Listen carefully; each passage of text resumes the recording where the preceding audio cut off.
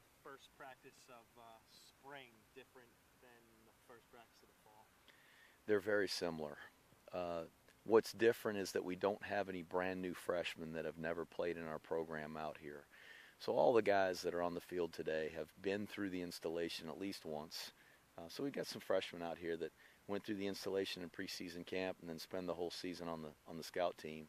So they're struggling a little bit with the assignments, much more so than the veterans. But I think we can probably go a little bit faster right now than we will be able to with the new plebes that'll be here in August. But the practices are probably structured very, very similarly. The intensity, more, less, or right down the middle of the same? Hard to be really intense with the speed and aggressiveness when you don't have any shoulder pads on. And we really cautioned our guys. I want them to play with great focus and energy, but we told them, stay off the ground. There's no contact at all in these drills unless it's with a bag. And we've got some good equipment, the shields that kind of fit over the guy's neck where they can put their hands on a body, but they're putting their hands on a pad to protect our guys. So once we get into shells or we got shoulder pads on, there'll be a little bit more speed, more contact, and that's when we're really going to up the expectation for great effort and aggressiveness and playing through blocks and sustaining blocks and those kinds of things. What about, do you come in with an objective list of what you want to get accomplished between now and the 16th of April? Get better. Just improve as a team.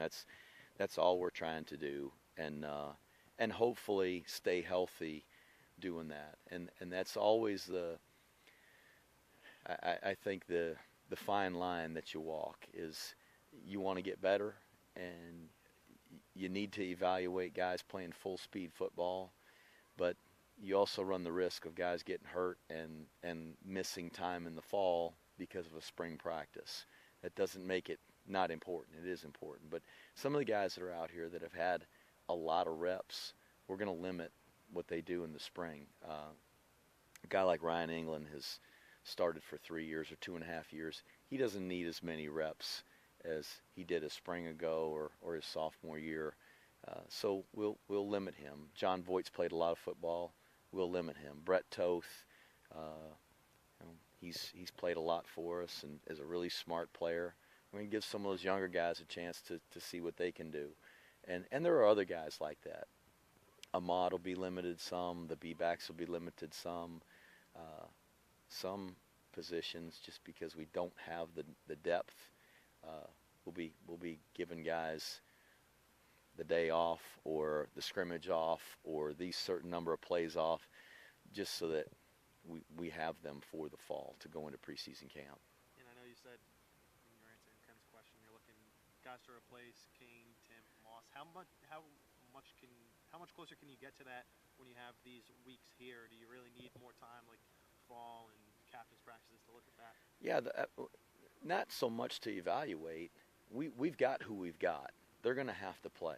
What we got to do is get them to play at a level that's as close as we can get to those two guys. Those two guys that you talked, the two inside linebackers, really good players. Moss, a heck of an athlete, and Jordan Smith, really tough. And I don't know if we got a guy that can replace Edgar Poe.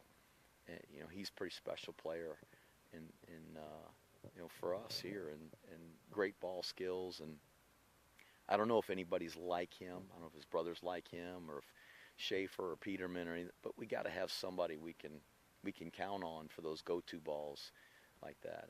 And so each guy that you lose that's a starter that's been a big contributor, it's a loss, and it takes some time for those other guys to get to that level. It's game experience, and it's taking reps that gets that done.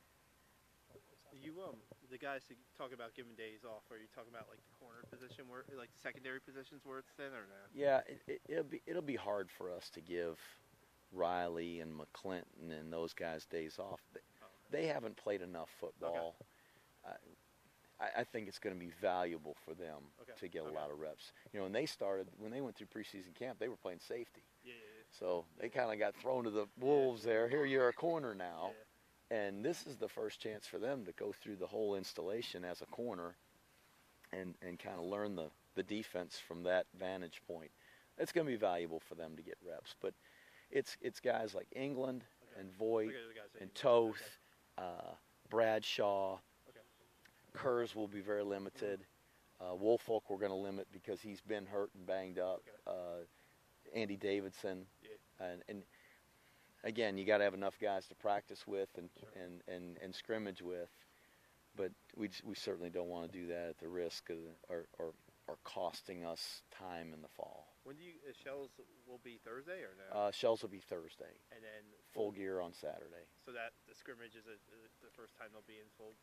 It will be, and this Saturday we're not going to do a full scrimmage. Okay. It'll be just a practice. It'll be structured a lot like today's practice was, but in full gear. So the interaction periods will maybe a little bit longer, and close to full speed. We may not even tackle to the ground all the time, but just a little faster pace. And as I was saying, as Ken was asking, it's what we accomplish, and here's hopefully the mental part of the game, so that Saturday, when it gets going full speed, their brains don't go haywire.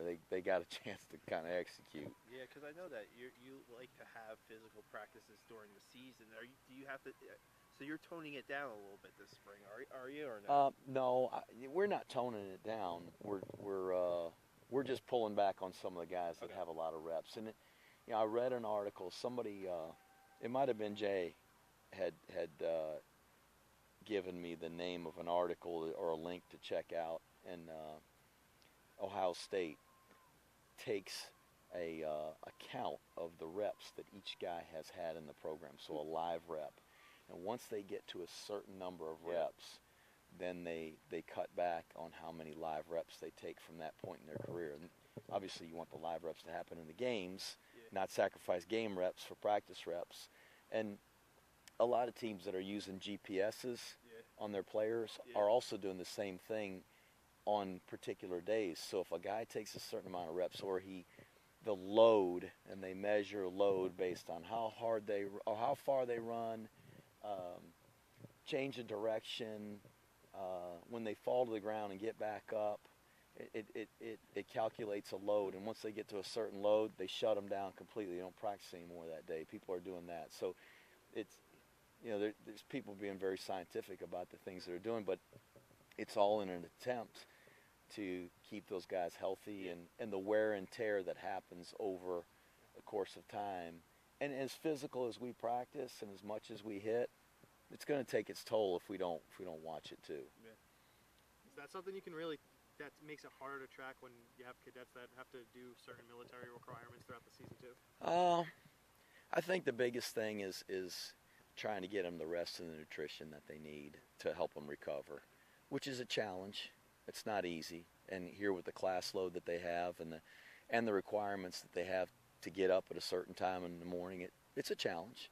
But it's just one of those things. Everybody's got challenges. You just change what those challenges are from one school to the next. We got ours, but everybody else has theirs too.